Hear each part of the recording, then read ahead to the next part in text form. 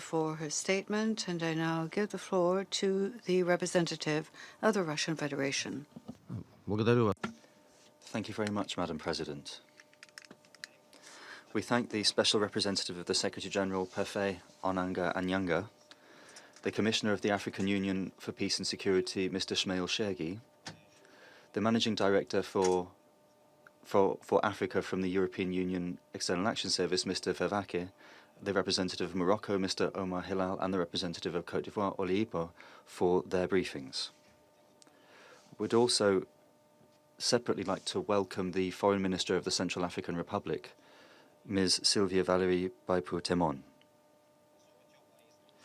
And we also wish to give particularly warm words to you, Parfait, for your work as the head of MINUSCA. You've shown yourself to be a person who has never lost his poise in any even critical situation.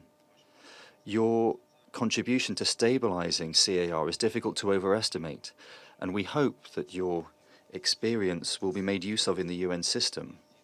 And with all our heart, we wish you every success in your future endeavors. Madam President, in Khartoum, under the aegis of the African Union and with the support of the United Nations and the support of regional and international partners, there were direct negotiations between the government of the CAR and key armed groups. There was also the signing on the 6th of February in Bangui of a global peace agreement. We see these as a watershed event in the modern history of the country. This forum was the result of the harmonization of the peace initiatives of all on CAR, and it confirms the approach of the international partners to have joint efforts in the interests of a lasting normalization to the situation in that country. We wish to stress that the conclusion of this important agreement became possible, among other things, thanks to something that happened in August 2018 with Russian and Sudanese mediation, namely negotiations in Khartoum between armed groups, and as a result of those, a decision was taken to create a Central African unified opposition with the aim of establishing long-term and lasting peace in the Central African Republic. Russia assisted in organizing these contacts in Khartoum, and this harmonized with the efforts of the African community. It's making a decisive contribution to unblocking crisis situations in Africa, in accordance with the African Union's principle, African solutions to African problems. For our part, we want to say that we have paid close attention to the calls of the Secretary-General in his report. Russia is ready to facilitate the process of national reconciliation in CAR, acting in coordination with the leaders of the country, the African Union and international partners to CAR, who are looking for ways to normalize the situation in the state without hidden agendas and double standards. We continue to support the CAR authorities in reforming the national security sector, including in strengthening the military capability and human potential of the country's armed forces. Russian military specialists have quickly been able to achieve significant results. They have trained more than 1,000 Central African troops. Furthermore, we intend to continue to increase our humanitarian assistance, in particular by providing medical services to the population.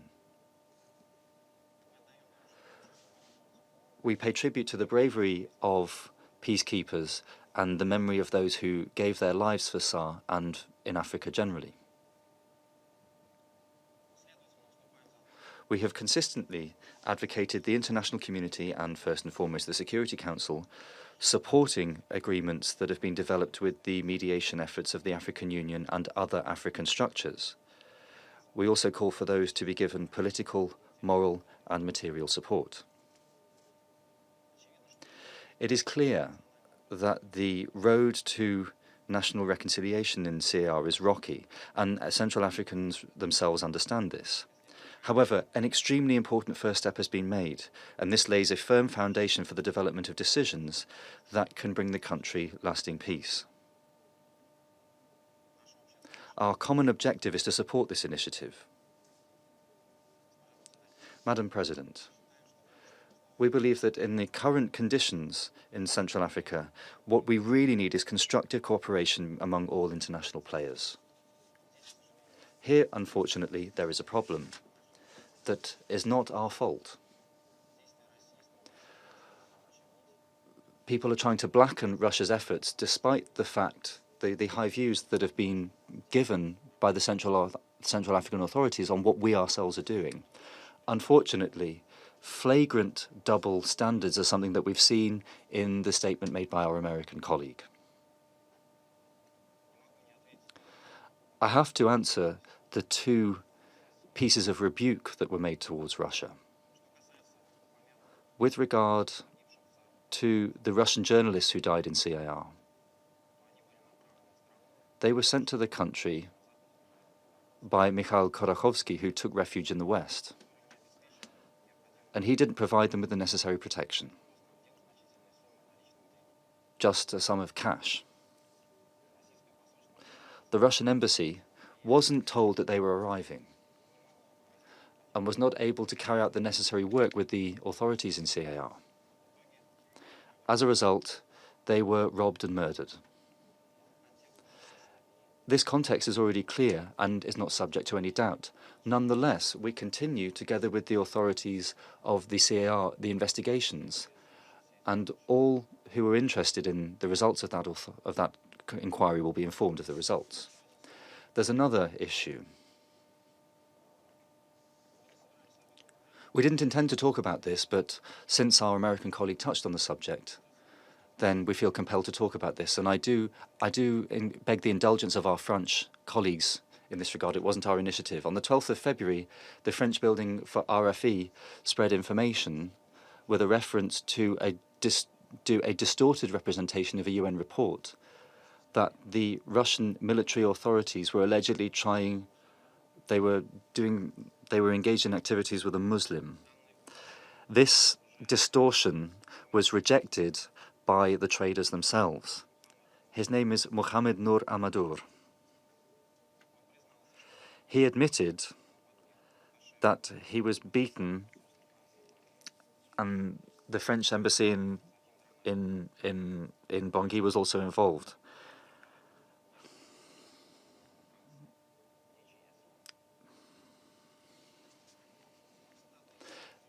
The quotes from his interview were given from Afrique Media. He said, "I'm a former fighter in the Seleka. After I was liberated, the French approached me and offered me a large sum of money in order for me to say that I was tortured by Russians. They said that if I don't say this, then they would murder me. They came a number of times and checked whether I'd said everything correctly. They promised to take me to France."